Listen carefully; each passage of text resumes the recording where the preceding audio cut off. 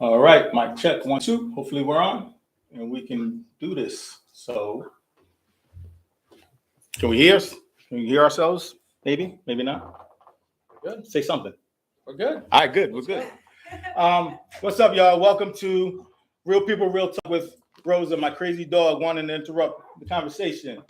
I'm Salo Ortiz, and I'm one of the clinicians here at Meridian Psychotherapy Services. And if you guys are tuning in tonight, you're in for a treat. We're going to be talking about autism spectrum disorder, something that I was just telling these guys that I know not too much about at all, just because I'm a clinician and I've been doing this for a while. Definitely not my cup of tea. So I'm in an uncomfortable spot, probably more uncomfortable than y'all. We'll see. Maybe. We'll see. So it's real simple. If you haven't joined us, we'll go, we have an hour and a half slated for this just to have the conversation. But we encourage questions from our live audience and our online audience. Feel free to put questions in the chat and we'll try to grab them as they come through. I won't get to all of them, but please keep the questions coming. I want to make sure that these guys give you an opportunity to know where you can reach them for separate, private questions and that sort of thing. And let's just have a real talk. There's no script to this. If you've never joined us for Real People, Real Talk, Andy was yelling at me. He's like, there's no script at all? Like, you can't give me any prep questions? Like, there's nothing. We have no prep questions at all. It's just the topic. And so let's just see where it goes. And maybe we unpack the things that need to be unpacked. But feel free to respond and ask questions through here.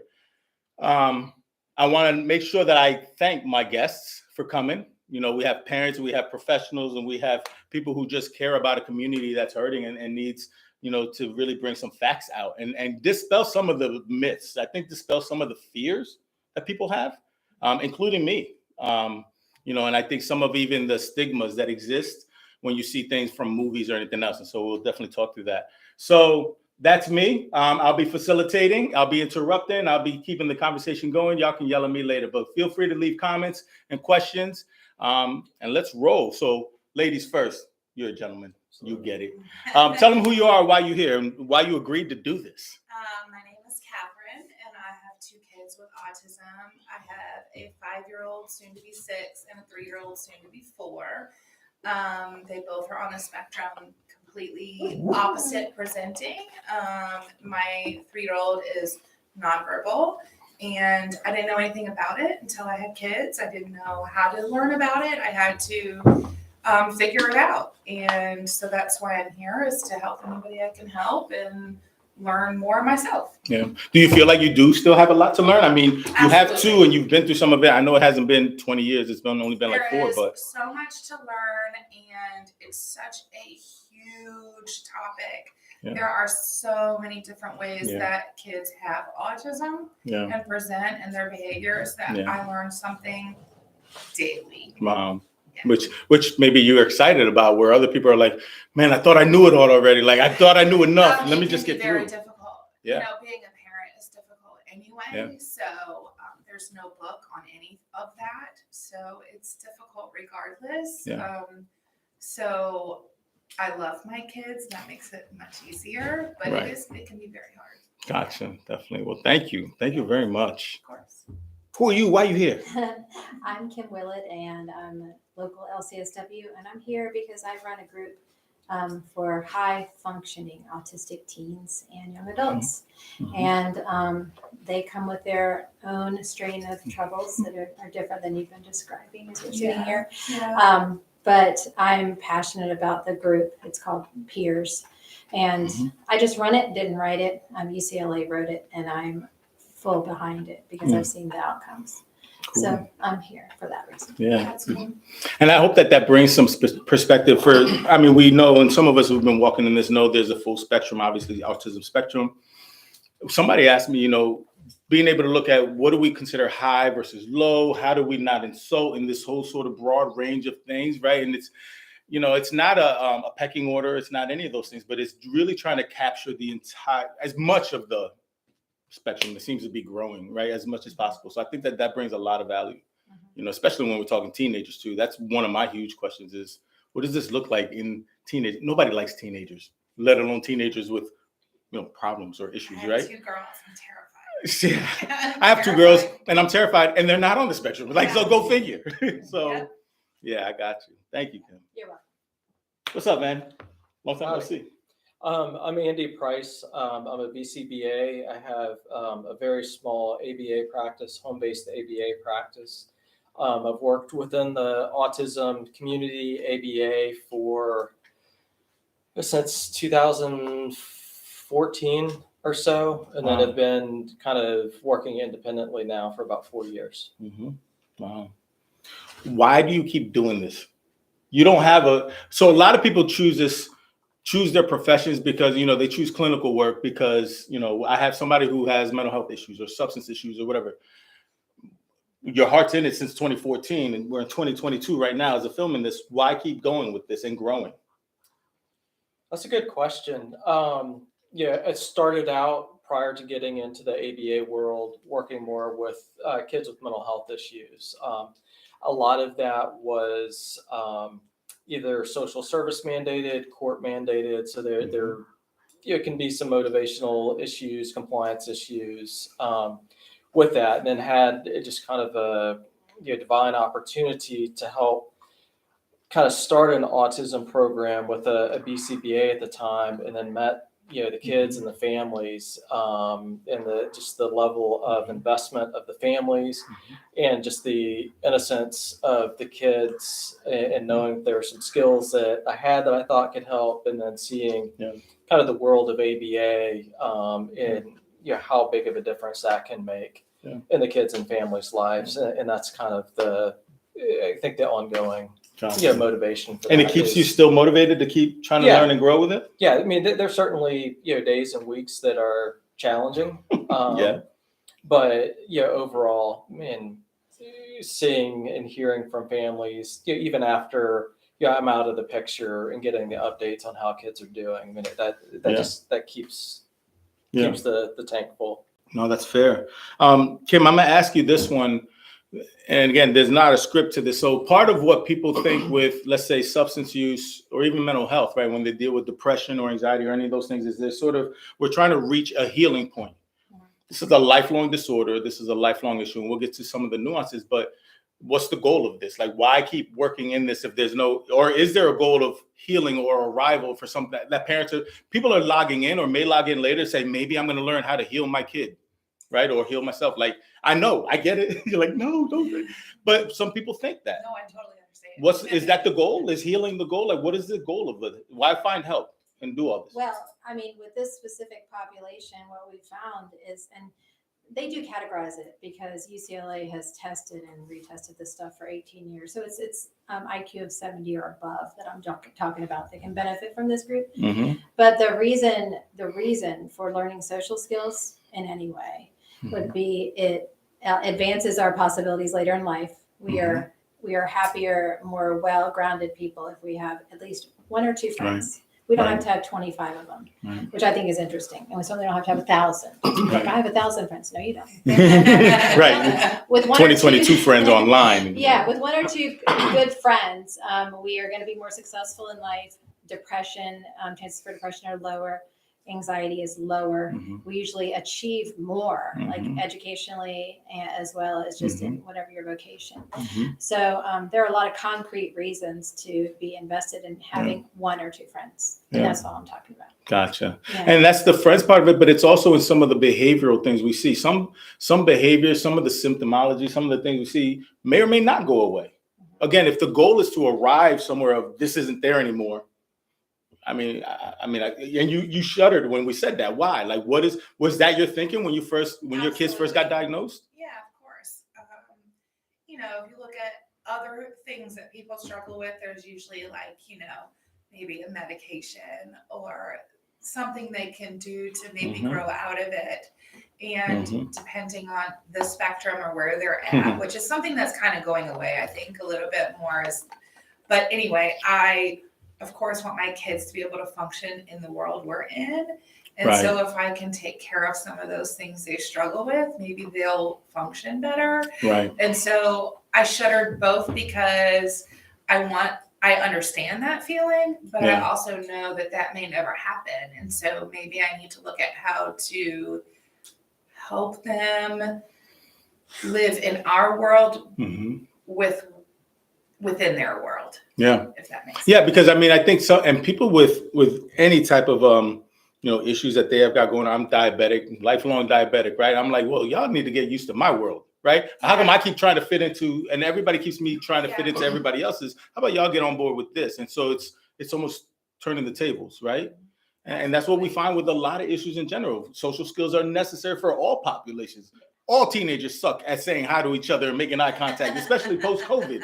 That's a real thing. So one thing to your point about, living in our world, but still being themselves. I'm not sure if you guys are familiar with Temple Grandin. No. So I'm not sure how old she is now, probably in her mid to late 60s, maybe.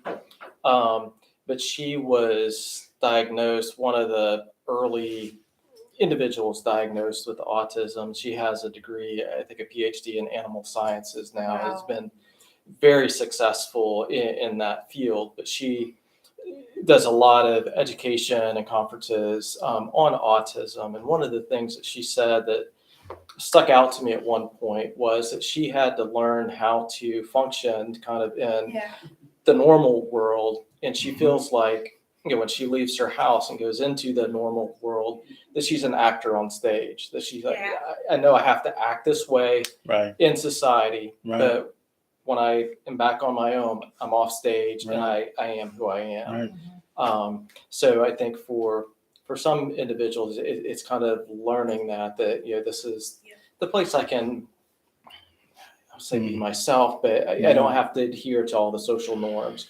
But when I'm on stage, I have to kind of play this part to a degree. Which I think all humans kind of have to play a part. Exactly. That's exactly where I was. We all have our own thing. Like we got to put the face on, or we got to put on this, right? Yeah. But first I have to teach my kids how to even recognize those faces. Right. There's definitely special nuances to this population that is different, right? And again, we all deal with it, but it's again, what is normal, what is not. It's exhausting for any of us who don't have any of these other sort of challenges that we have to face, let alone. So that's something that we need to really appreciate, is that as we're teaching and maybe they're not catching on, it's like this is exhausting, right? Addicts who have to learn how to stay clean, right? Folks who have to work on their anxiety and social anxiety, those sort of things. This is exhausting, let alone with somebody who can't maybe verbalize or put out there what they're feeling and saying, and they're 17 years old or even 12. Like, that's crazy. That's a lot, man. To teach them how to recognize their own feelings and others. Right. All at the same time. They may not even know what they're feeling, let alone realize that you feel a certain way. So look, here's the thing with me, right? One of the things I know comes up with me is we hear this a lot with mental health, maybe even substance a little bit, but you don't look sick. And I hear this a lot with diabetes, but we're talking about folks who don't, quote unquote, look sick sometimes, right? Regardless of whatever you're looking at. There's certain nuances and certain things that you'll notice, but you don't look. So you look like a regular functioning 7-year-old, 17-year-old, 25-year-old. You don't look like you have an issue. And so people often forget to approach it with some sensitivity, right? How do you manage that as parents, as professionals? How do you deal with the whole, you don't look like you have a problem?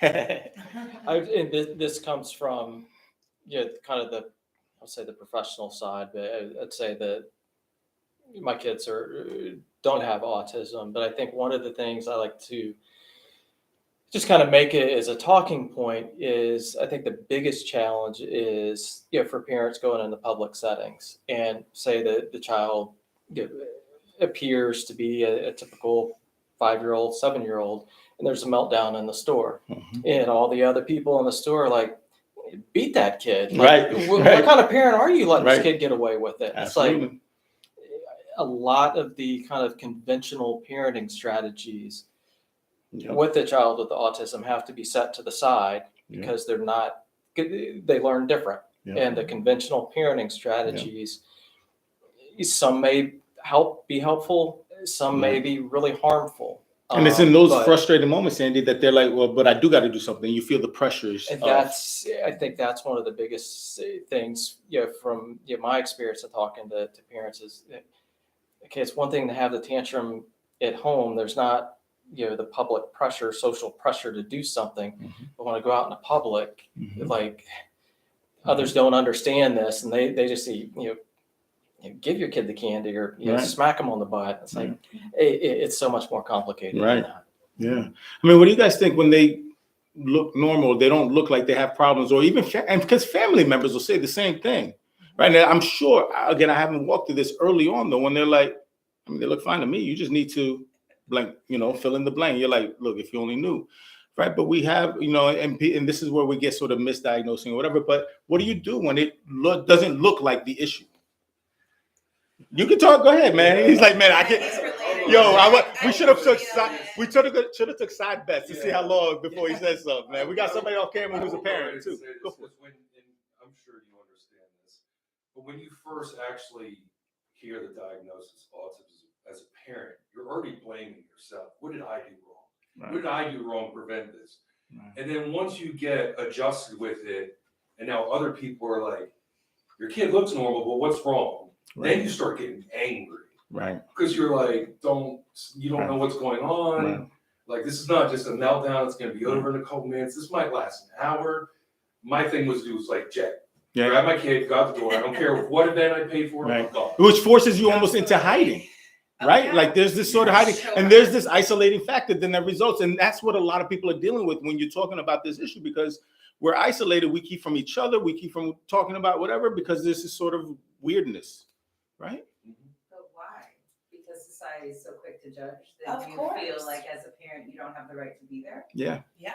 Yeah, and that's a great That's the question, problem. because there's that thing, but there's also the from race and culture to socioeconomic status to those sort of issues, all these nuances that say, well, we were bred from great stock to we make enough money to treat this to whatever. Like you have so many of these things that all of a sudden now we can't fit in these boxes that we had or that we thought life was going to have for us anymore. I mean, it really toppled things and put it on its head. Yeah, but then throw on top of that of what's happening with the teenagers and the youth right now. And that's not even somebody, like my 12-year-old son will throw around the term depression like it's nothing. Yep. And I'm like, do you just mean you're sad? Or are Right. you depressed? Like, Right. can we break this Right. down? Do we need to talk to somebody? Like, Right. but half the times it's not understanding the feeling, and these Yep. words are getting thrown around so Yep. often Yep. that they're like, this must be what I am. Yep. Yeah. So it's a struggle. Yeah, I hear you. Keep the questions coming online. I'm gonna grab them in a second. What I want to ask this before we get too far into it. This question bugs me, or is nagging at me. What autism is not, right? Because we could define it, but here's what I mean. What autism is not. Autism is not intellectually disabled. This is not an MR diagnosis. It's not ID. Absolutely not. Right? But so far from that. But oftentimes in different social settings, in different situations, depending on the age, development, whatever the things that you see, we often equate, and so many people try to normalize this. And when we say normalize, they're trying to say, well, that's just those people that are special or slow. They're just slow, and so they're whatever. And we hear this for so many issues. What else is autism not, according to you? I don't know if there's a set answer for this, but what is it not? A savant. Yeah, Not every person on the spectrum is a savant. It's going to be Rain Man or Right. have this incredible musical skill. Right. Those are anomalies, just as they are for neurotypical individuals. Good point. Really good point. Yeah. Yeah. What else? What is it not? I'm still learning that. I don't even know. Yeah. I feel like autism is misdiagnosed and diagnosed so much that I'm still learning as a parent what it is and what it's not. Mm-hmm. I know my kids have it. Yeah. But knowing the difference between what it's not and what it is, I don't know, because my kids are still so young.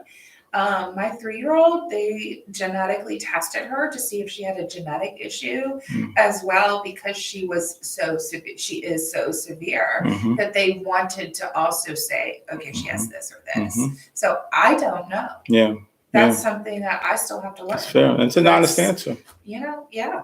I don't have the answer for that. I do know that a savant is not necessarily what they are, because a lot of times my family members will say, well, what are they doing so well? What is like their thing? Right. And that's not always the case. You're like waking up. I mean, like maybe one day, Yeah. I hope for them to excel in something, No doubt. but that's not part of No doubt. the, No doubt. yeah. Is it a death sentence?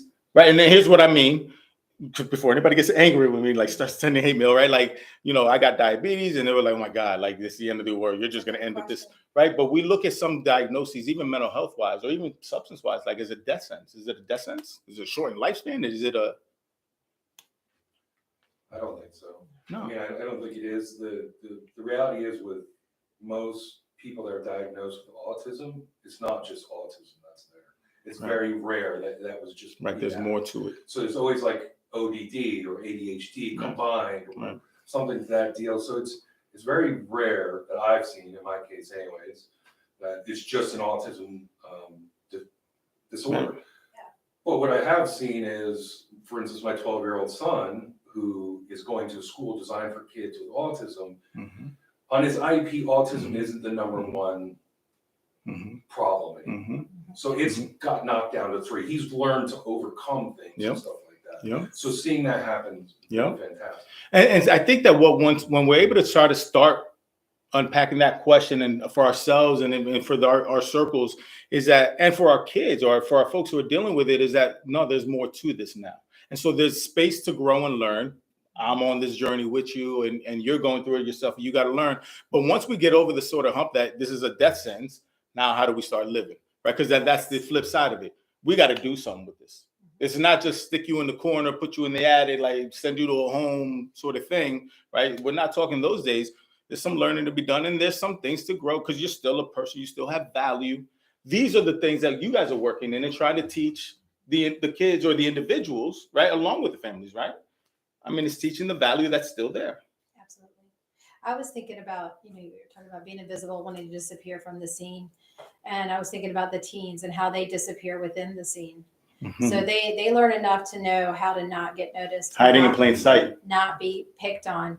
Meanwhile, they're developing deep depression. Their self-esteem is going downhill. Right. And then I end up with like a 25-year-old individual client who's working through trauma from middle school when he was picked on so badly because it was so confusing to him. He thought these people were his friends. Yeah. And that's when it kind of hit him that I don't quite fit in. Right. So he learned to be really quiet. Oh yeah. You learn the sort of the nuances that is, and it may not even be to your personality, right? Like if I had to learn how to be quiet, I know a lot of people would be happy, but that's not who I am.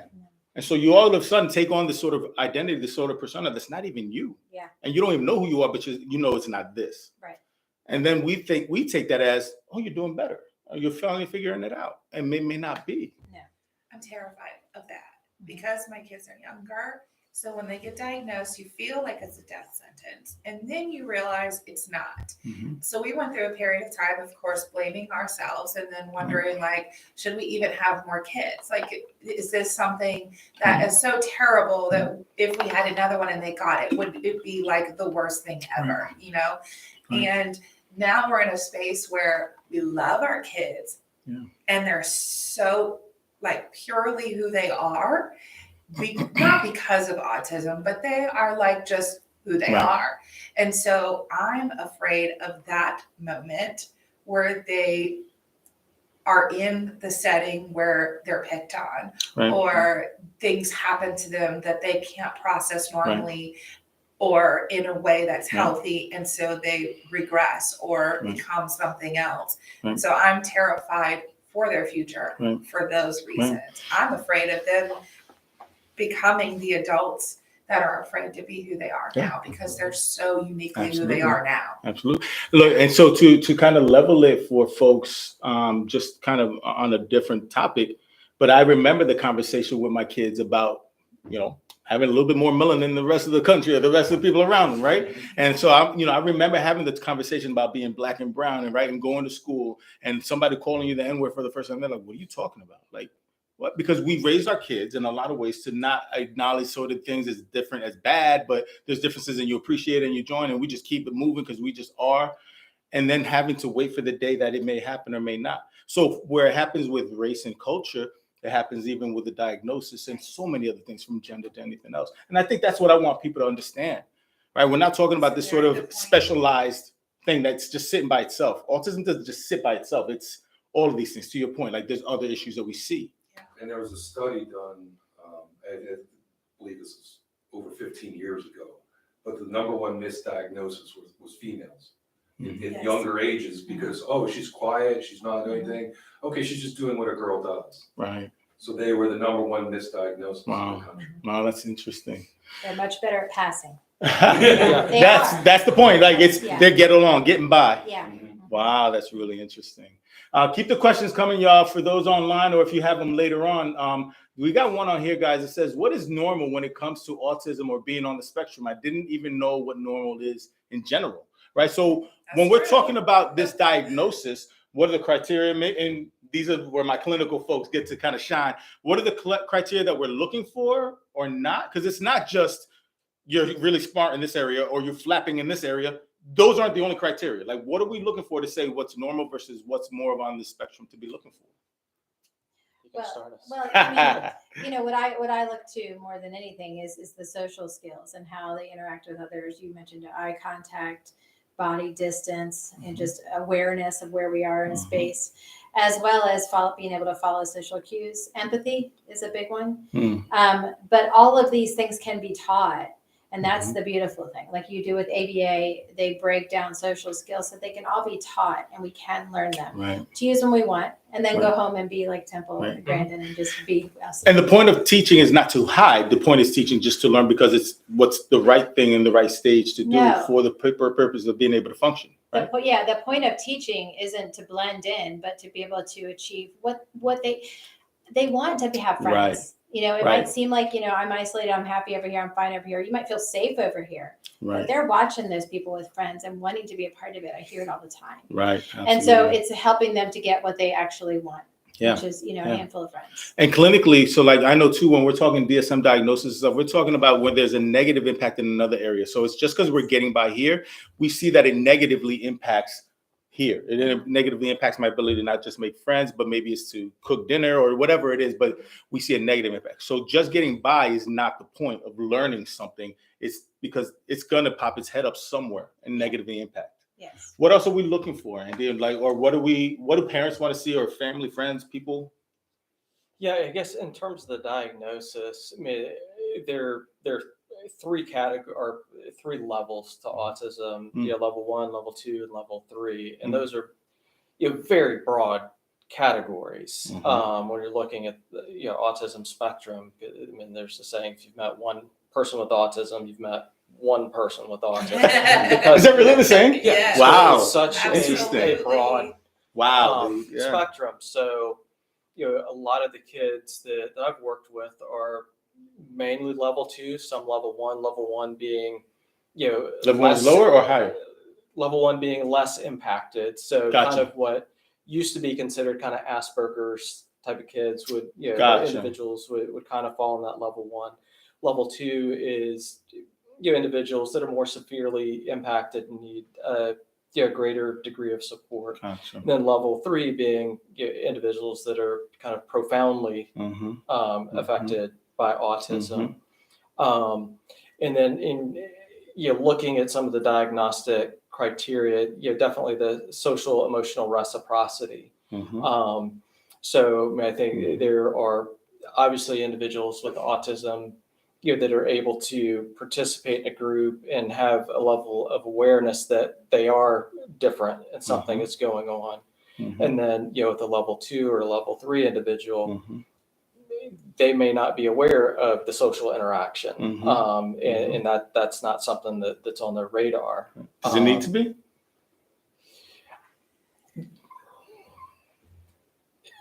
Yes. From the standpoint, if we want to see the person be, successful isn't the right word, but have the ability to interact, in their family, in the community, we want them to be able to attend to other people and be able to communicate, what they need. I think, that's fair. From kind of my work and my standpoint, it's looking at some of the challenging behaviors and tantrums, and oftentimes that comes from a communication deficit and an inability to express what it is I want or I need, or the inability to express that I have a toothache or something else is going on. And when we really look at communication and break it down, it's incredibly complicated. I think we take that for granted because And it's more than just verbal. Right. Mhm. And then when we look at, you're trying to help someone with autism improve their communication, you realize how granular and complex Yeah. communication is. It's not just, hearing, it's also, expressively communicating and then recalling Receiving, all kind of different pieces Right. of past, information present, future, to be able to do that. And that's just Yeah. with tangible objects. When Right. we get into feelings, sensations, Right. it's that much more not the complex complicated. topics. Here's where I kind of related, Andy, and you guys set me straight if I'm wrong, right? But I'm picturing and I'm thinking about folks who have dealt with a TBI, or folks even that have dealt with a stroke in the past, right? Where you know that the function is there, but I just can't get the words out for whatever the reason the limitation is, and it's there. And so the ability, like when you said, like being able to identify, look, here's what I'm dealing with. Now let's move on, right? And this is like saying, like, yo, I don't know how to dance. If you ask me how to two-step, good luck. I don't know how to do this, but we're gonna try it, and then we go from there. And then your toes hurt the rest of the night, and that's cool, right? Because we talk about it and we say that's where I'm at. Now let's function. You know what I mean? Like that's how I picture it. Because a lot of folks with the TBI, a lot of folks who've had a stroke. My boy told me, when he had a stroke, I talked to him the other day. He's like, man, I had a couple strokes. Instantly, I was like, all right, I gotta slow down a little bit. Not because he's slow, but I gotta give him space to answer, and I don't tend to do that. That's fair. Like, what do you think? I've heard a couple of people with autism who struggled with the nonverbal aspect who eventually were able to communicate, say that they thought they were communicating, Mm-hmm. or they thought that they were answering you in a Mhm. way that we communicate, but they weren't. And so a lot of times, like with my daughter, I think she thinks that she's communicating Yeah. in a way that we are, Yeah. but she's not. Yeah. But I think that, so there's just so much to it Yeah. that we have to learn. Yeah. And, I'm just beginning. So Yeah. I'm still No, it trying to makes figure it sense. out. But Makes there sense. are so many aspects to it.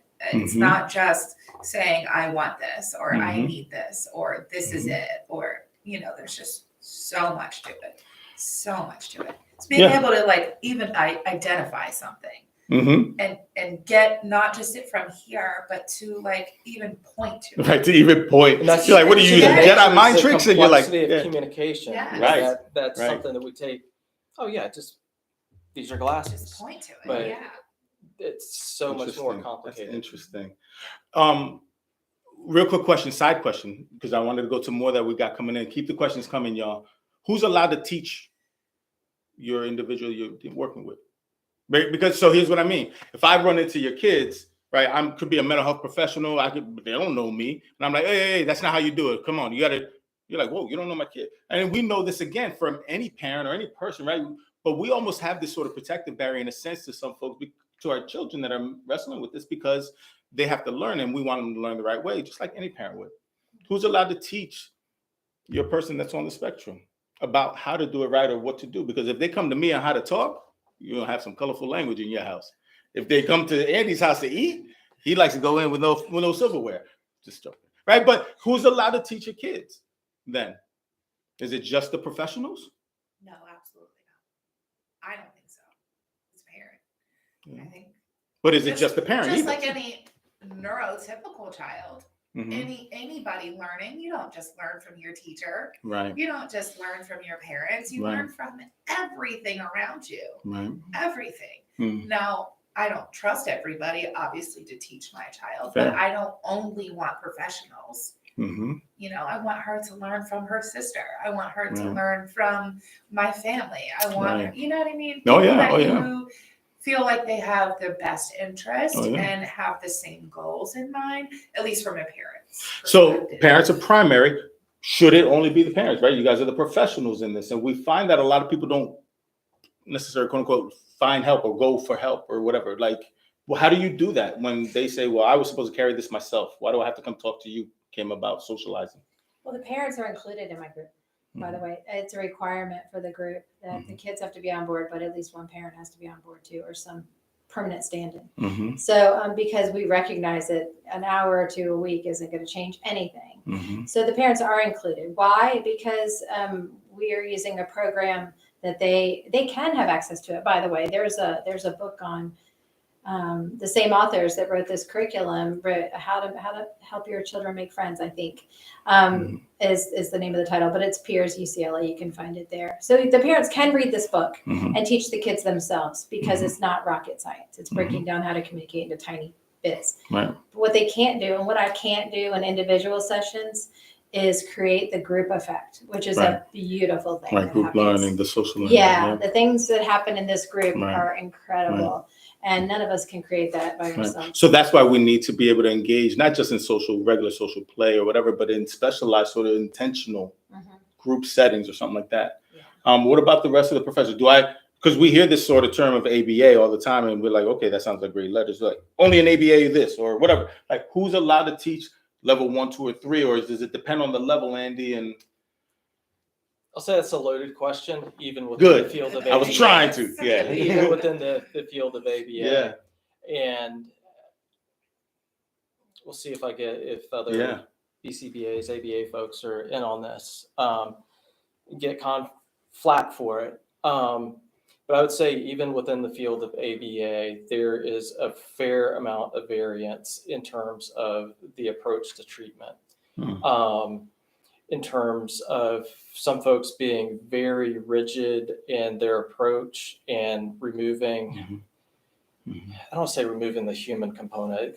That's not fair to say, but not being aware of the child's response and when the intervention has gone too far. We have to be aware of what the learning threshold is. And when a child gets frustrated and gets to a certain point, learning is not happening. It just, as with all of us, if we get so enraged, we're not hearing anything else going on. We're just reacting. And then the same holds true, for individuals with autism. So, to the point of, who's a part of the team or who can teach and instruct. Again, within the ABA field, there are varying opinions on it. There's some folks that say, no, it's just the ABA trained people that should be doing this. There's others that say, the ABA is a part of it, speech therapy is a part of it, occupational therapy is a part of it. And traditionally, the field of ABA doesn't play well with other disciplines because there's a mindset of, we have all the answers and ABA is going to save the world. I don't have that philosophy. I saw the tattoo. You got like yeah, ABA right tattoo. Across. Oh yeah, dude, it's like for life. Yeah. There are things, within speech and occupational therapy that can contradict kind of, ABA. And when those, challenges come up with families or in treatment team meetings, I think we have to have, conversations about it, right? And get the family's input on, key. Okay, as a parent, where are you at with this? Right. This is kind of my view on it. This is, the speech therapist's view on it. And that becomes even more noticeable, with complex communication issues when you're using a augmentative communication device that speech therapy has one view, ABA may have a different view, the parent may have a different view. It gets very complicated. So ultimately, I think it's important for parents to kind of drive the process on who is going to be, working with their child. That can be very complicated because there are a lot of different disciplines that can be involved. And they have to learn themselves. And it can be very difficult. You said a key thing that there has to be, and we've said this time and time again, if you've ever seen any of our other Real People, Real Talk, it's that the need to continue the conversation. This is one of those things, one of those tools that start the conversation, but we have to have a willingness as professionals, as parents, as personal people to have and continue the conversation. And so a lot of people would ask me, like, why did you want to do this topic? I was like, I don't know nothing about it. I want to have the conversation. Right. And so it's the needing to have, and this is regarding race and culture, regarding gender and sex, regarding, mental health and substance use, like have the conversation and continue to have. The other part of it in the learning is understanding, and to your point, Kim, like it's not just the individual that has to learn, right? Because that's that one piece of the bigger puzzle. Everybody then associated or that's wanting to be a part of this has to learn as well. Not only learn the individual, but learn all the other nuances and learn the other ways to kind of play nice in the sandbox sort of thing. Yes. But there's learning on different levels. I was just gonna say, I'm always shocked by people, professionals who don't listen to the parents. Because parents know the kids the best. And I've been a parent with a doctor not listening to me, and it's very frustrating. But I think parents have to be at the helm, Mhm. like you were saying, because y'all know what's going on, Yeah. first and foremost. And So so, we have to continue. and you have to go home. Right, you you're gotta not carry it done in out. 55 minutes. So Right. Yeah. I think when we leave parents out of the loop, we're really driving blind, and that's just silly. Absolutely. Absolutely.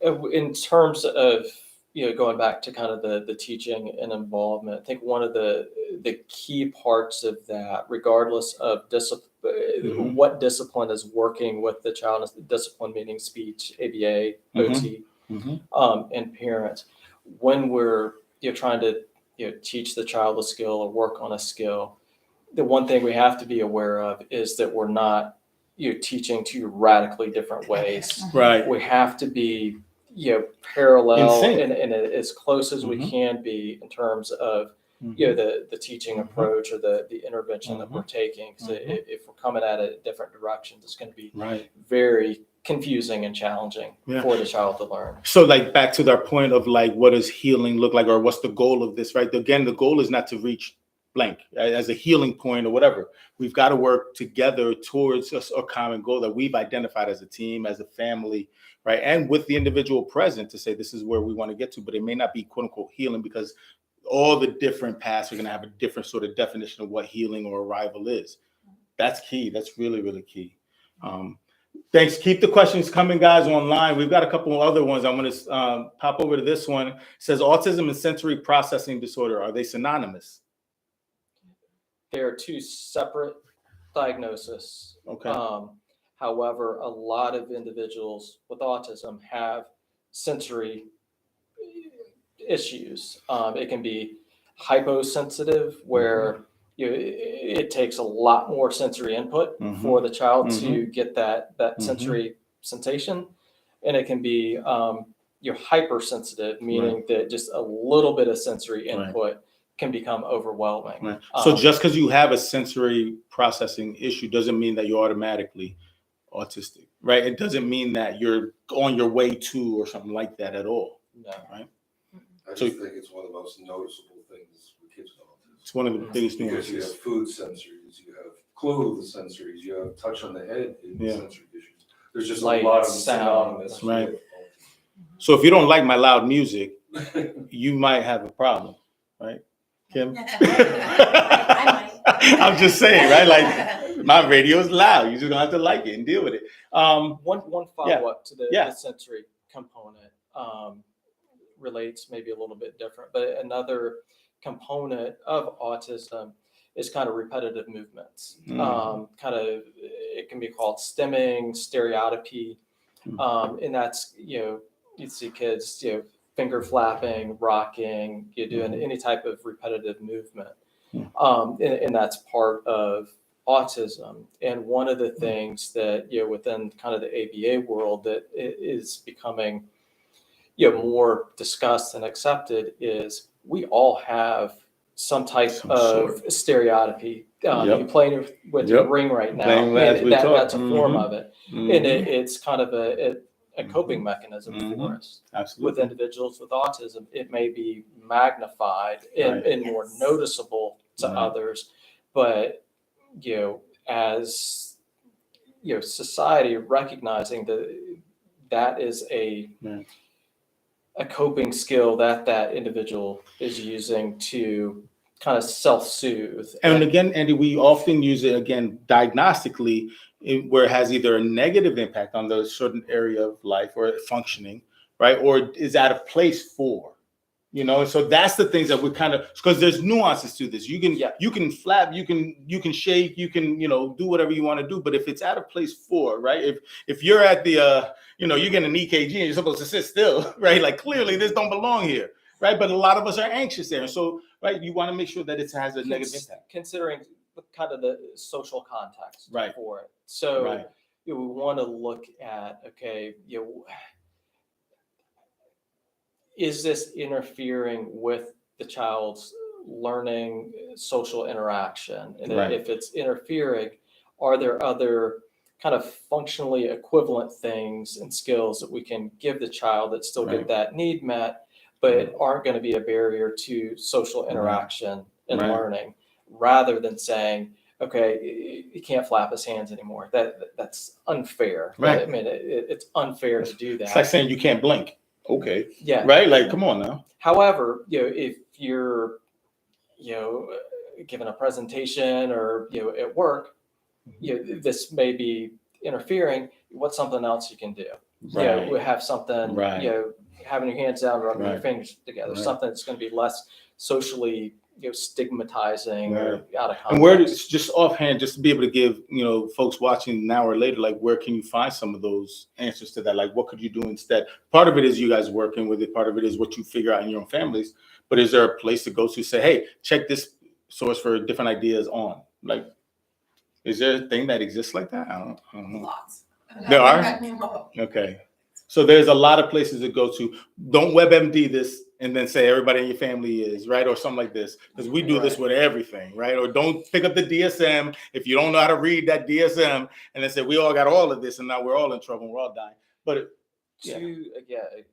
skipping Yeah. topics, but related. Yeah. I think that's one of the biggest warnings, I would say, with autism, is there are so many different people, products, right. holistic things, herbal things, That's why I said dietary so many, things Yeah. Where do I because start? there is a lot. that will say, this will, Right. cure autism. This will result in this, and that's very, very, very dangerous water. Absolutely. Because there's so many products that are, Absolutely. self-research funded Right. and loaded. Chelation therapy was a big thing for a while, and it's been debunked scientifically and can be Mhm. dangerous. Mhm. So there's not a magic bullet, Right. pill, or Absolutely. product. There are things that may Absolutely. help, but it's very dangerous and can be harmful to look for kind of that magic.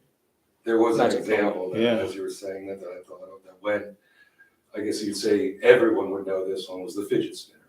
Like, it got out of control. Every kid was using them, so you didn't even Yeah. know. But it was first designed as a sensory Oh, wow. toy. It wasn't Yeah. just a cool toy to Yeah. Batman on mine. Right. But and it's the bottom line is that regardless of the things that we're dealing with and managing, that it takes the work to put in. There's no quick miracle cure, miracle whatever. Just do this in 3 easy steps or for $10.99, right? Like we've got to put in the work, and we got to be willing to invest in the daily work, the consistent work of being able to arrive to the point that we, as a team and as a family and as the individual themselves, want to arrive to. It's amazing. I was doing a search. It's been several weeks ago on something like related to an autism treatment, and I was blown away at the number of Facebook ads that I started getting for different pseudoscience type of treatments that came up as advertisements. Like, Man, this is insane to be and that's unhealthy. inundated. That's just not fair. But I think of it, as a parent, if my child had autism or some other illness,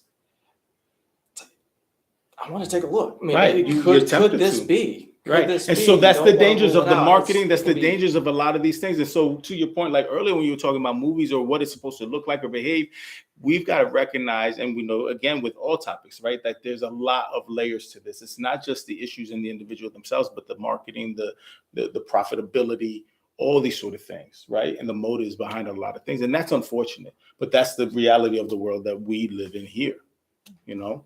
That's tough, man. Oh, I didn't think about that. I thought you were going to say more to that. I was curious. Just for me, my husband and I are extremely active in helping our kids.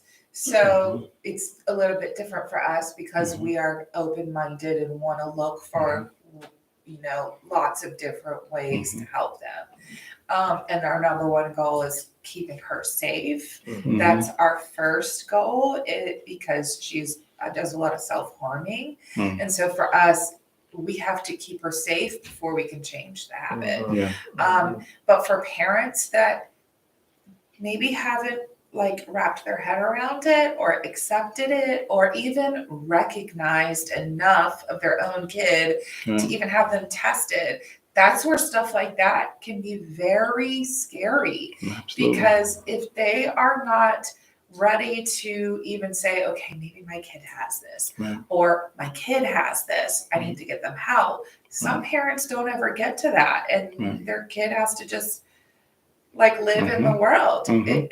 That kind of stuff can be Mhm. very scary. Yeah. I mean, there's just Yeah. so much to it. It's funny because like people often ask to the topics we've addressed here, like, well, you're doing this because you want to promote your business and your private practice or whatever. Like for the like, I don't do this. I don't want it. I don't want no parts of it. Like, There's and- even lawsuits coming out right Right. now. People are saying it's because you did this when you were pregnant, or right, you ate this, or right.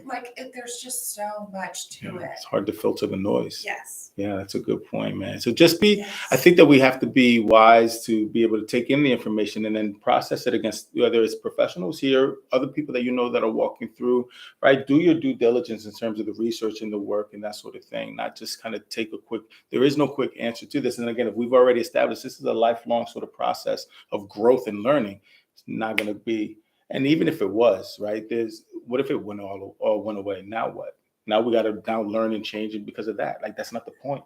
It's not the point. So I'll say one thing of what she was saying as well. We're one of the biggest steps are being able to accept. And I feel like through what I've seen is fathers are the ones that can't. So they struggle the You're most so right. with it's something And that's wrong, hard to something. say. And yeah, no, it is. It is Yeah. mostly fathers. Yeah. Because they don't. I appreciate It's hard to saying accept that. that. yeah, and there's a lot of because with it goes synonymous to a sense of weakness, to a sense of other Yes. things, which again we've already established. Not everybody's a savant, but this doesn't mean that then there's a weakness. Correct. But every step and every path. So I would say the best advice I could give anybody: be aware, do your research. It's your child. It will only help you in the end. Because I went from fighting the diagnosers in the beginning to fighting the school system, Mhm. to then fighting what care he was going to get, to even bringing him in somewhere and they're like, he needs to wear a mask. I'm like, Yeah. Can't. they can't. Right. It's not going to work. Right. You Good can luck. hold it over his face. That's not going to work either. You're like, but the good luck, bro. struggles are consistent, and there's a lot of people that just can't be like, okay, I understand. Absolutely. It's just a fight, Absolutely. fight. Absolutely. I Yeah. appreciate that very much, because Yeah. that's hard to say. And I probably wouldn't have even said it, even as open-minded as I am. Yeah. That my husband took a lot longer to Mhm. even like Mhm. be able to Mhm. say it. And Mhm. now, of course, it's different, but that's Yeah. very, very true. And it is a lot harder Mhm. for whatever, the reasons are. And, yeah, again, to being able to look at this thing that we have from a strength standpoint, how we as a culture look at certain things, right? But my daughter's even like, she's like, thanks for my ADHD, Dad. I'm like, you're welcome. You're welcome for everything I gave you. I gave her diabetes. I gave her, her beautiful caramel skin, and I gave you that, right? Like, I mean, how Well, do we you? do joke about, like, oh, this is your fault or this is your Right. fault. I think all parents do We that. do. You know what I mean? We do. And But it's so- recognizing that there's a lot to be said about both sides playing into it, and that we tend to carry a lot of that from again the interpretation, the stigma that is weaknesses or shortcomings or whatever it is, and that's for a lot of issues. Again, part of my role in this conversation is to be able to say, look, we may think that this is a specialized thing, but we do this with so many things that we sort of stigmatize and specialize and say it's this. Let's give it its due diligence. It's fair attention, but we do this a lot as a culture. We need to be able to step back, learn, have the conversations, and do these things. They're all related. Mm-hmm. All Mm-hmm. Absolutely. Keep the questions coming, man. We've got a great conversation. Kim was joking. She's like, an hour and a half? Girl, we just get warmed up. We got another 3 hours up on this. Keep the questions coming in the comments. We're talking about autism spectrum, and I got great guests. Here's 2 questions for you, Kim. I'm going to put them back to back. You said something about having friends can help with not being depressed. How does this help? How does this help and address the peers program? Our son is likely a level 1 category when it comes to social skills. How does the peers program help them with learning social skills and recognizing those things? So all of that's kind of wrapped in the same way for me. What do you think? Well, having friends with the general population helps us fight depression. So it just gives us a support system. Having a strong support system helps overcome just general depression and anxiety. So that's for everybody, and it's no different for people with autism. So just think about it. I mean, if you're feeling hopeless and helpless and worthless, all of those feelings, if you have somebody, it's like, hey, you're important to me. I care about you. It helps a little bit. It helps maybe open the window enough to go get help, maybe. Right. Or start the movement in the right direction of getting help. Yeah. It can also help prevent depression too. Right. So it can keep us from a downward spiral sometimes. Fair. Yeah. And then the group, I think the question goes to, if someone tends to be quiet in groups, how does the peers method help with that? And it's fun. And just so you know, I'm not plugging peers either because I'm not currently running the group. She's about to. We just had to talk. I know it's coming, I need guys. to. It's coming. I know I need to, but I've got to shift some, private practice stuff first. But it's coming sooner. Yeah, I want to. I really want to because I believe in it. But it's not a commercial. But what Peers does is it breaks down simple things like how to enter a conversation. If you see a group of people talking, we practice how to kind of get your way into that group. Things that we kind of do subtly. If we are socially inclined, where you just kind of like you're nodding and you catch somebody's eye, like, hey, I saw that movie too. And then you kind of ease into the group. I picture this as trying to pick up somebody that I'm attracted to. Like, well, the young adult group goes into how I just want to make sure that we're on the same track. You're like, so. Yeah, but establishing those kind of relationships, and then like once you're invited into the group, so to speak, it's all very subtle. Then how to have an exchange of information, because you were talking about repetitive behaviors. A lot of times we get repetitive topics too. I want to talk about this video game. That's all I want to talk about. Right. And they'll try to bring any conversation sometimes back to their one favorite. You're like, it's been 17 months. Isn't it over? Yeah. And so that's how to expand a conversation too is part of what we practice.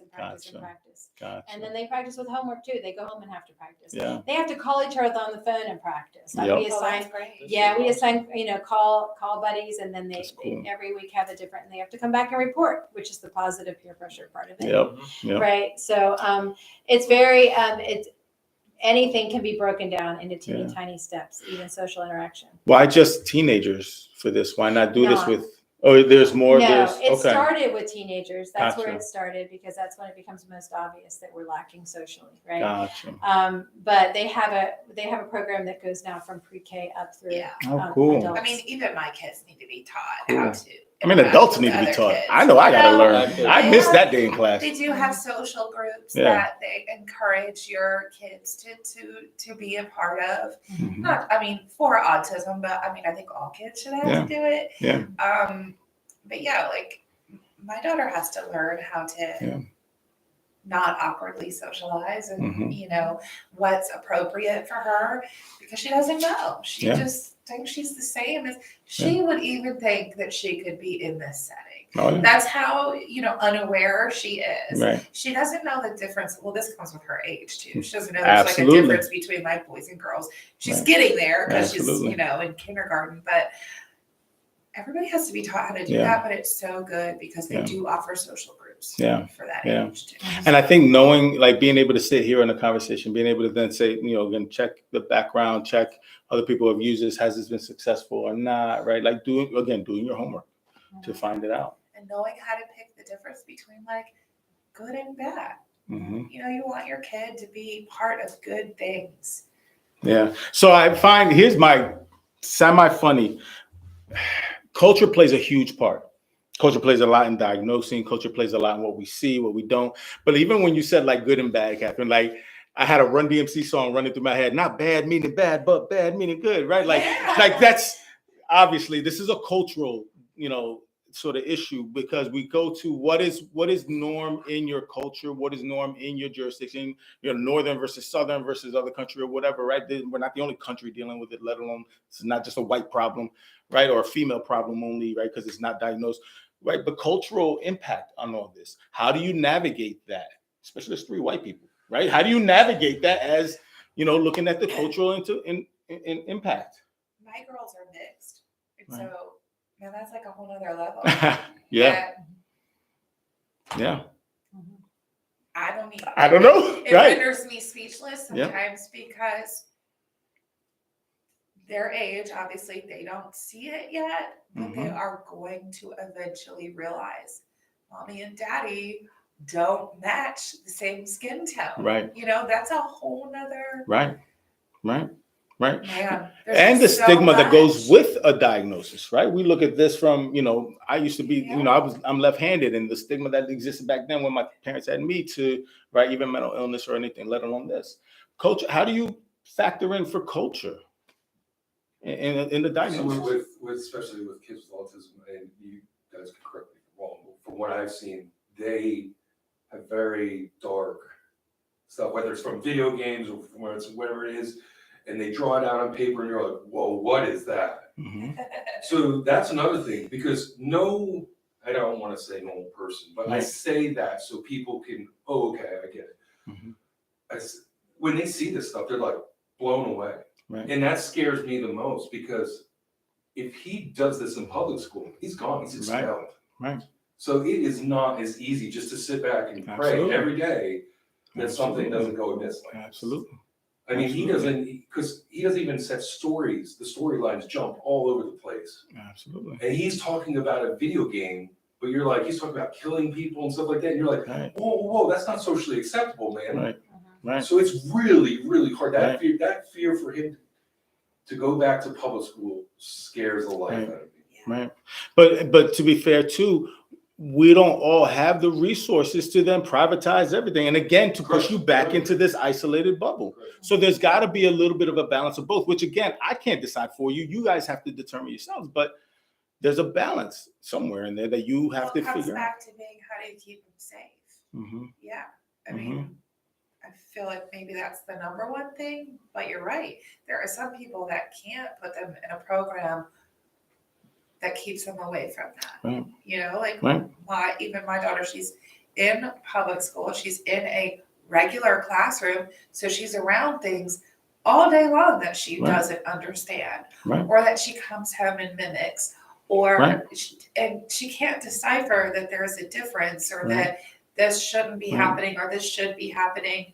Right. Man, there's just There's a a lot. lot to Well, it. I will put out something for, Yeah. because maybe a lot of people don't know. And Yeah. I mysteriously stumbled upon it through Google, and I tell parents about it all the time now. Special education advocate. Mhm. They exist, Yes. and they will come They to do. school and tear it down if they're doing wrong. They Yes. do. They do. So Yes. I use that to get my son to where I need. I fought Yeah. the same Yeah. for Thank you for years to saying get that. him in that school. I'm glad you brought that. That was Yeah. one of the things I had. It's on my list. No, good Yeah. segue. That's a good point. But Perfect. it's better I think that's coming from great. you because you've directly seen the benefit Oh, yeah. of that. Yep. But the autism diagnosis and all the therapies we've talked about so far are a huge thing. Then when you look at the educational piece and getting a child in school, and then eligibility, Mhm. IEPs, placements, Mhm. that is another hugely Mhm. complex, Mhm. tedious legal Mhm. nightmare Yes. that Mhm. it takes an advocate and an expert in Yes. educational and special education law sometimes to really get your child Wow. what they need. And Because sadly, you don't know. No. You don't sit there and read this whole big state pamphlet that what my rights are. Right. and even if you do, it's so nuanced and Correct. complicated. And then so I was letting them Right. suspend my kid based off his disabilities, Right. and they're not supposed to. Yeah. And then once I Absolutely. found that out and I held it against them, they were like, whoa, and a whole new Mhm. world opened. But it took. And again, I'm It's gonna crazy. bring up the point because we know this in lower income environments too, that this is again something that we're saying, well, he continues to do this and this inappropriate, or he's suspended, or he's this and that, right? Like understanding what your rights are, understanding how to navigate those things, understanding the unfair sort of impact that they may have on people of color or not, right? But like this is real. This is I a mean, real I will thing. tell you this is how different it was. I won't use her name, but Thank you. apparently when I told the school who it was, Yeah. the next day I walked in school, good morning, Mr. Good morning, good morning, Mm. good morning. And no one would say a word to me walking to my kids.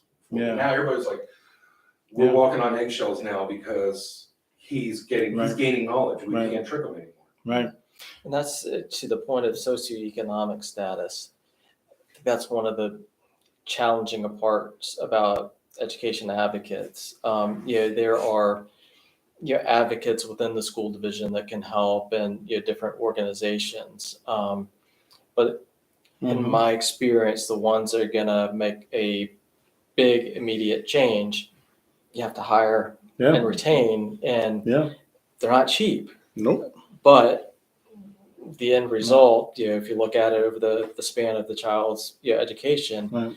it's definitely worth it. But Right. a lot of families don't have the resources to do that. And maybe that's why I wanted this conversation, because we again know that these specialized services, look, getting therapy, let alone medication or anything else for any other issue, is so hard to find. And I mean, this will turn you upside down. So even doing this as a free resource or something else, it's just tools that you can get some of the advice, some of the guidance.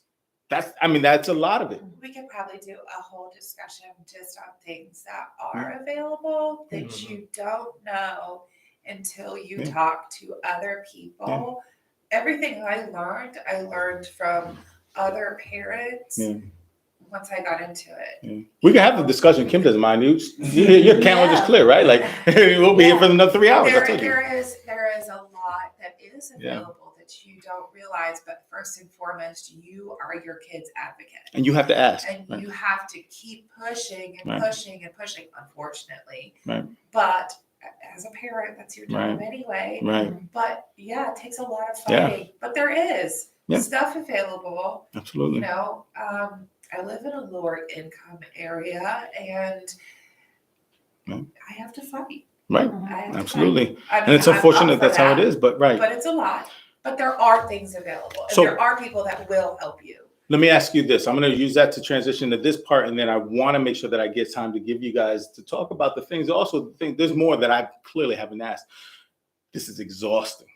This is Yes. exhausting for a parent, exhausting for professionals, exhausting for teams. When we're exhausted, what do we do? Right? Because you're allowed to be tired, I'm assuming.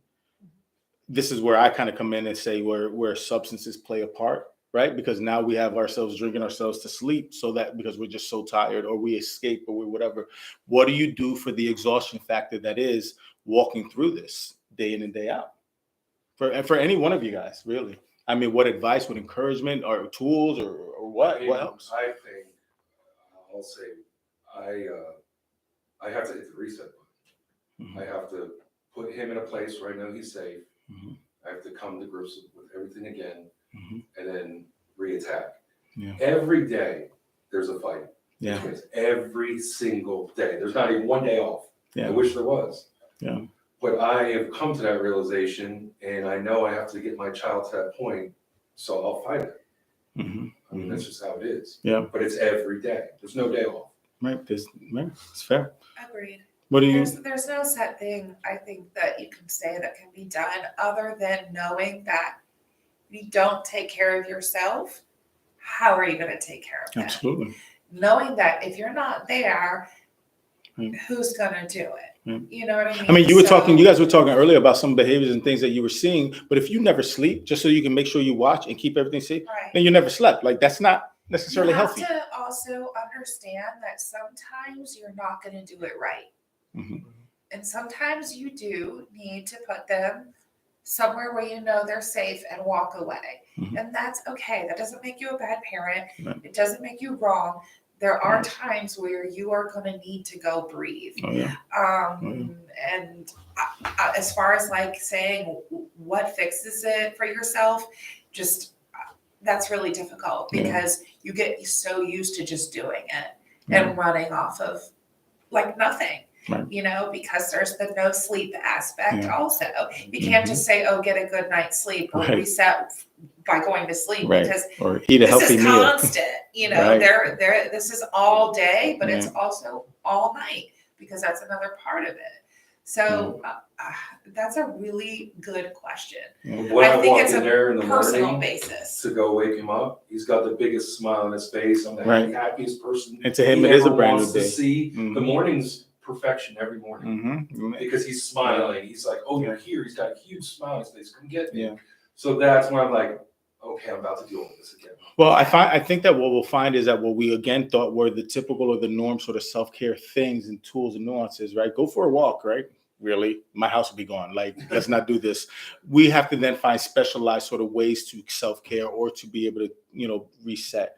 So, and that's what I'm kind of hearing. It's definitely a case by case basis. Like I can Right. tell you what works for me, but my situation's a little bit different. But ultimately, I do think that your kids are going to be so rewarding, Mhm. and they are who they Mhm. are authentically, like always. It would help to hear because I think for me, like some people need a starting point. You're Okay. right. Everything's going to be there. Everybody, I love that quote. Like if you've met one person with Yes. autism, you've met one person. That's going to stick with me forever. But we need a starting point, right? Again, we have folks that have maybe they're brand new to this or unfamiliar at all. Like, what's the starting point? Like if you're going to sleep, like you can sleep 3 minutes and then look, right? Like I don't know what that means. Oh God, there's so much. Okay, so Your for starting me, point, I think, is to be honest with yourself. yes, accept That's it. the first point, Mm. because a lot of people will just remain in denial. Yeah. Accept it and realize it's not your fault, Right. or try to remind yourself it's not your Right. fault. For me, I need my own personal therapy, Right. because as humans, we Right. already have so Right. much to deal with. Right. So for me, I need my And own teletherapy now that this is now COVID has given that, but Makes it we have it a easier lot easier to because be you able to can be also present. say I can't ever get away from my Absolutely. kids. Absolutely. But so Yeah. that's part of it. I had to figure out a way to help my kids sleep so that I could sleep, accepting that they do have to take medication Yep. in order to sleep. Because sometimes we think, oh, I don't Right. ever want to give my kids medication. Right. For me, I had to accept that medication was necessary. Right. Finding a safe place for them to be. So my younger one sleeps in Yeah. a safety bed. Yeah. So I zip her in and I know she's safe. There's a camera. I can watch her. And a safe place for you, I'm sure, as adults as well, right? I mean, just Yeah. look, if we any of us have been a parent of minor kids, we looked at these kids like, ooh, you ain't gonna make it. Like Yeah. one of us is terrified not coming out of this all the room, right? Like, I mean, and that's just a real thought. Sorry if I'm the only one that literally would say that on camera, but like, No, that's true. I think that every day. I'm Right. Like, oh my God. right, like one of us is how are not you gonna still make it. Like, alive? they said, break out the claws, right? Like, but we have to find a place where we can say, like, nah, I need a safe space for me too. I mean, I think that A that's real. support system. Mhm. That's a good one. Mhm. Finding at least one person Right. that you can trust to go to and talk to about it or to help you with them. Yeah. Support What do you guys think? system's huge. Other tools or professional tools or things that I'm not familiar with that parents or families can use? My brain went to the older kid who isn't fitting in and how frequently they seek out, if they haven't been taught any coping skills, they'll seek out substances to try to numb Right. or fit in. Mhm. So when you said, are you drinking yourself to sleep? Well, some of the teenagers are, Yep. right? And some of the parents are as well. And some of the parents are as well. So the coping skills, if we can start teaching them at a younger age, what Absolutely. does make you feel better? Absolutely. Do you need a fidget spinner? Sometimes they do. Right. Whatever it is, and also modeling that for them. Yeah. I think that weed is not the answer for everything, right? Let's just be real clear and just be, I mean, again, I'll put it on the table to say, while it may lower a lot of the sort of the impulses or whatever, like we can't use that as a fix all Band-Aid, right? This is not, Flex Seal. Like we can't put this on everything sort of thing. Like we got to be cognizant of the fact that this has negative impacts as well. It does. For me, I'm in recovery. Yeah. So if I wasn't though, and there's nothing to say that I may not, Understood.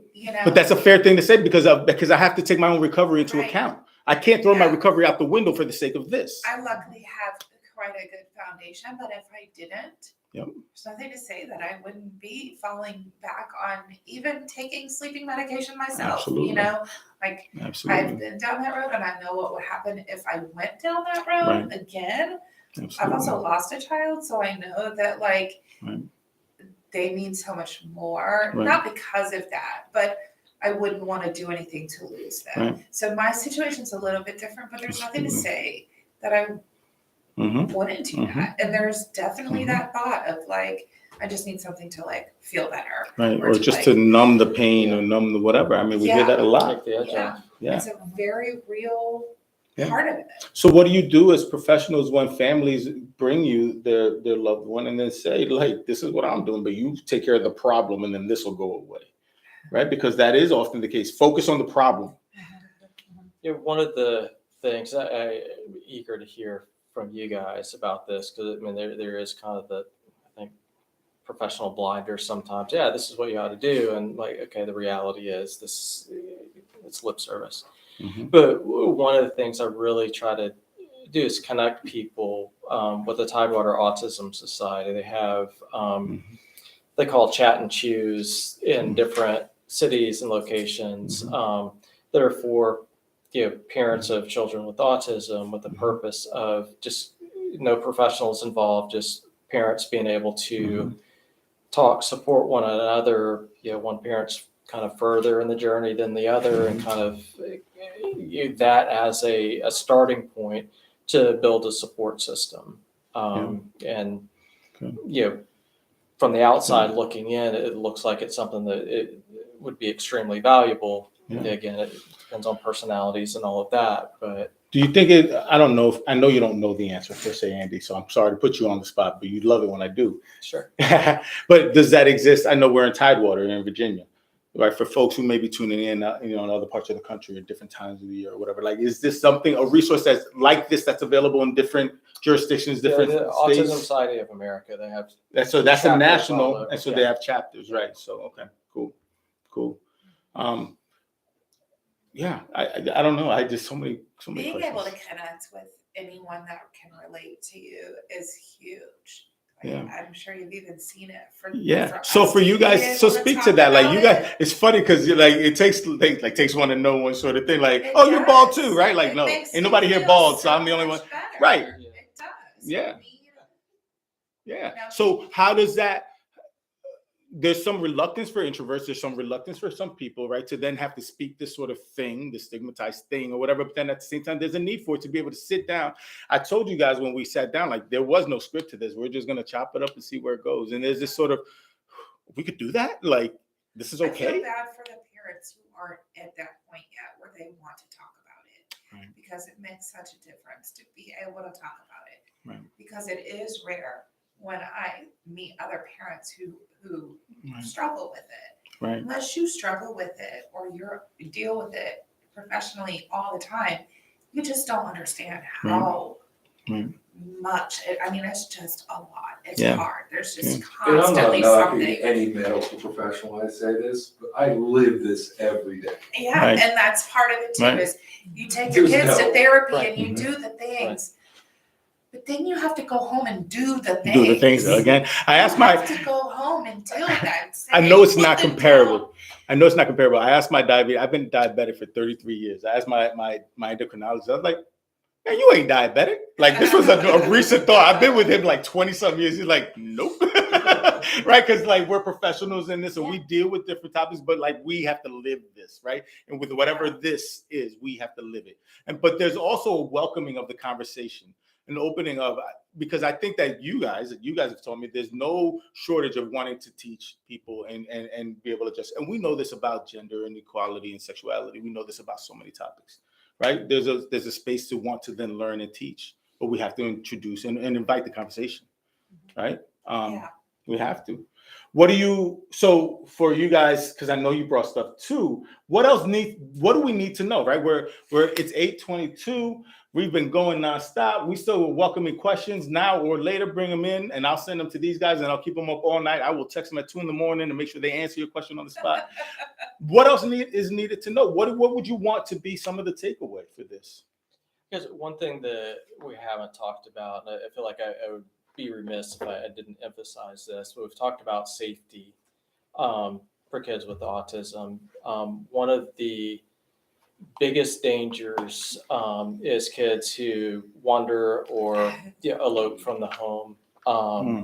And then obviously in this area, water is everywhere. So Especially younger kids or younger kids for sure, and even older kids, if they aren't aware of dangers and things. But getting a child enrolled in Project Lifesaver It's a national organization. Each city in Hampton Roads administers it a little bit different. Some it's the police department, some sheriff's department. But absolutely, getting a child enrolled in Project Lifesaver. It's a radio frequency bracelet, tamper resistant bracelet that goes around the ankle.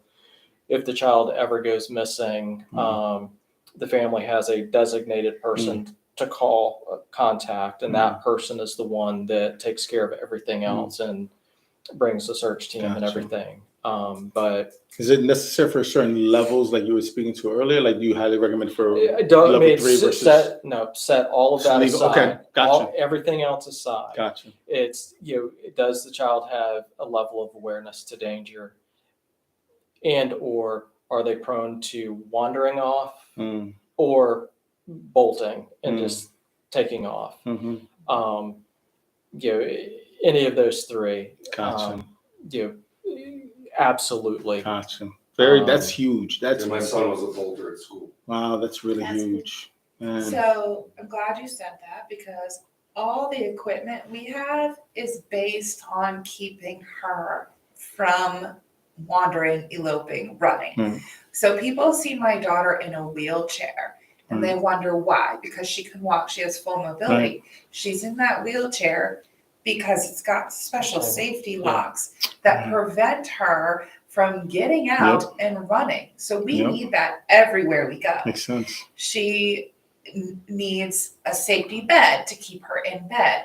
There are child safety locks on all of our doors. We have alarms and cameras everywhere. We have a tracking device on her at all times.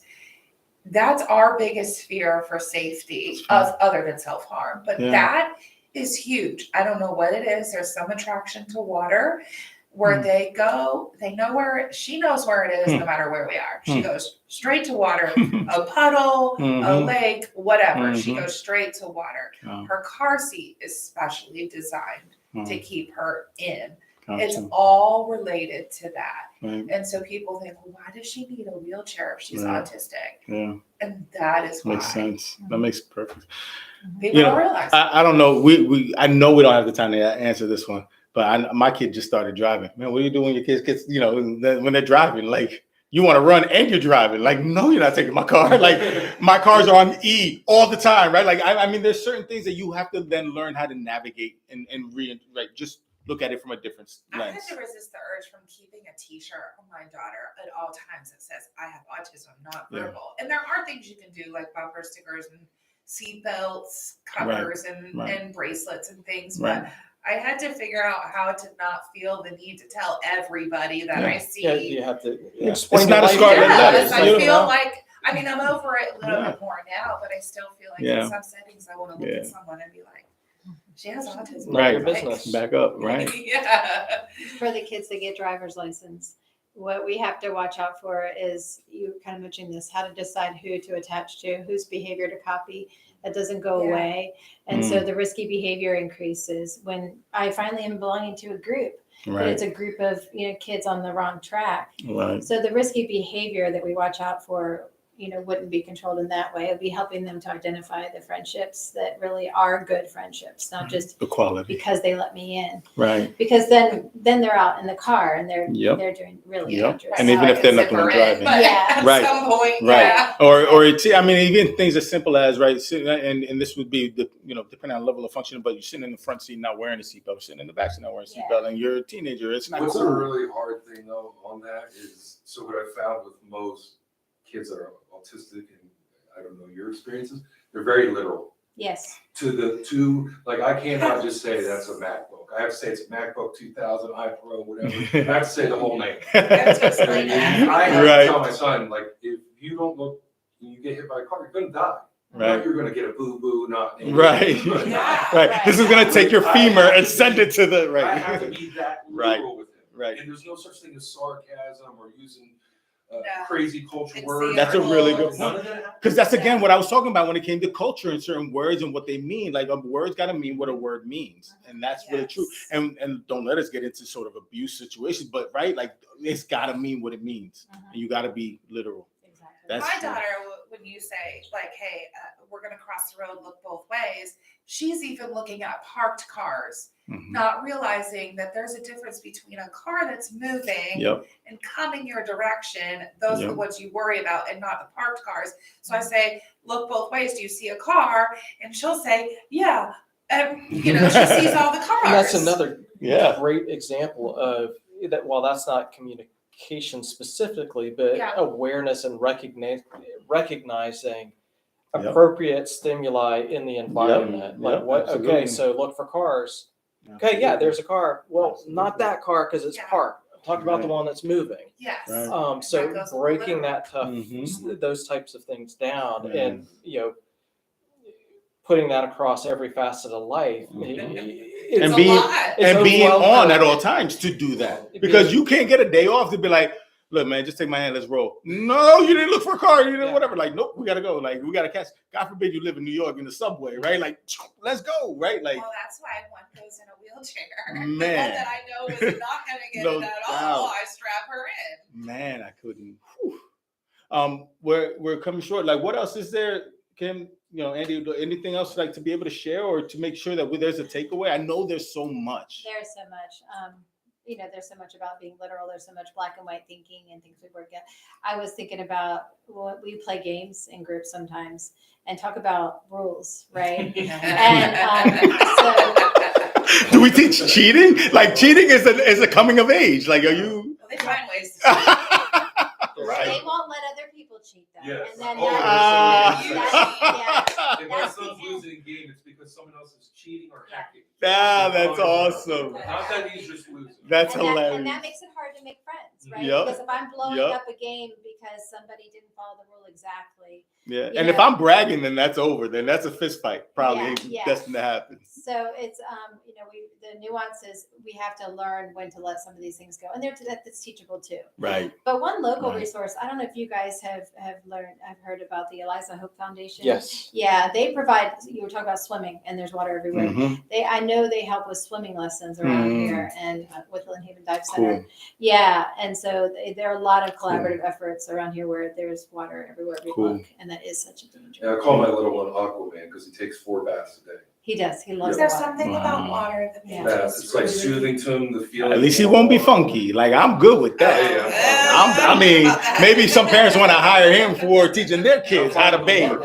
Right. There's a lot of resources too, but one I didn't know about that they can get a handicap placard, Yes. which can help Hmm. you park closer so Hmm. that you can get in the store easily Mhm. instead of a farther walk where there's more danger. You can get Yeah. a little bit closer. I know that Yeah. some people. I Yeah. always feel like people are looking at me all the They're going time. to. Yeah, but Whatever. it never I've has gone your kid over have a it. meltdown, punch Right. me in the face as you're Right. trying to get him in the seat. Yes, You know what I I've mean? gotten over it more, Right. but I feel like people are like, why does she have a handicap? Yeah. But I need it. I need Right. to be able to get in and out Right. a lot quicker. And if anything, it'll open the Keep your conversation. Come child talk to me. safe. Yes, Right. safety, The safety of the for child, their no doubt. age is so big No because I'm doubt. still That's trying huge. to teach them the difference. And then an attendant, you can hire an attendant to help you. You can get approved for a certain amount of hours to get care, or someone will come Like home based or Like- So that through Medicaid,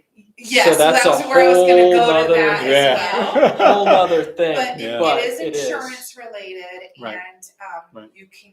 There is a waiver that is available to kids with autism, regardless of your financial standing. Right. And so you need to get approved for that Yeah. waiver. But once you get that, you can get Right. Medicaid, and that opens Yeah, the it's the door. door to a lot. And that's the for truth for services around. so What I would encourage much. people then in general to do is to check if you have insurance and check what they do have or don't have, right? And It's a insurance starting companies point. offer more than you may Right. even It's a starting point to realize. start the conversations and just start exploring. It's not just Google. I know you gave a shout out to Google, right? But it's not just, it's that and so many other places. And in terms of Medicaid in Virginia in this area, the Tidewater Autism Society has trainings that they do to help families kind of access. Good. They have an Medicaid. Autism 101. Yeah, and that's Yeah. another great. Oh. And we're also in a high military area that offers TRICARE Echoes for special needs kids catered to them. It's Good not to just know. TRICARE, it's an Right. additional Wow. where I they did can not get know that. services in the house. Wow. Unfortunately, There's as a a lot of retired, ask. no. You gotta ask, you gotta talk. You need to continue Yeah. to knock on that door. Right. Knock on every door you have You to. gotta talk. But what They it may forces say you to no once or twice, but the third Keep time, going. yeah. it For forces sure. you to get out of the bubble, the perceived social bubble that it forces you into, like you guys said, with different situations. You have to be able to come out front, right? I know that we don't have 3,000 people watching this. We should. They will, right? Because it's this sort of isolating thing, even online, right? You have to force yourself to kind of get uncomfortable and be okay with that discomfort to do something different. And it's just so much. Yeah. It's Right. just So pace so yourself. much. So part of the advice that I would give is to Pace pace yourself. Really, really Yeah. pace yourself. You can be up all night doing this, right? You can be up for We could days and probably days. talk forever. We could. I mean, we Yeah. can if you want. I told you we ain't got no curfew. But we have to be able to pace ourselves, and you have to recognize when I've reached my limit of what I can really kind of, process, and that's okay. Some are better equipped for some things more than others. Pace yourself. Pace yourself. We have already established it's not going away, so then let's just pace ourselves accordingly. We're finishing up Real People, Real Talk. See, time flew, didn't it? You're impressed, aren't you? I love it.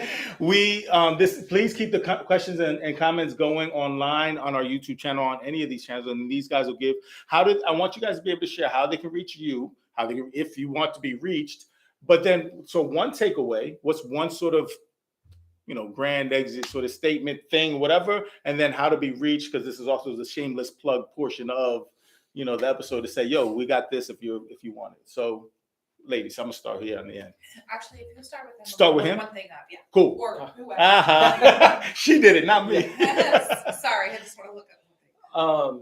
Maybe folks still want to get in touch with me, and they can reach out to you and you get my information to them. Cool. But and Andy Price with Alliance Behavioral Services. I guess again, the biggest takeaway I would want to say to folks is the Project Lifesaver. And then the social connections, whether it's through online autism support groups or in-person groups, to be able to learn and have connection and gain from other families' experiences and resources. Yeah, great. Thank you, Andy. Yeah. And I'm Kim Willett, Virginia Beach Clinical Counseling.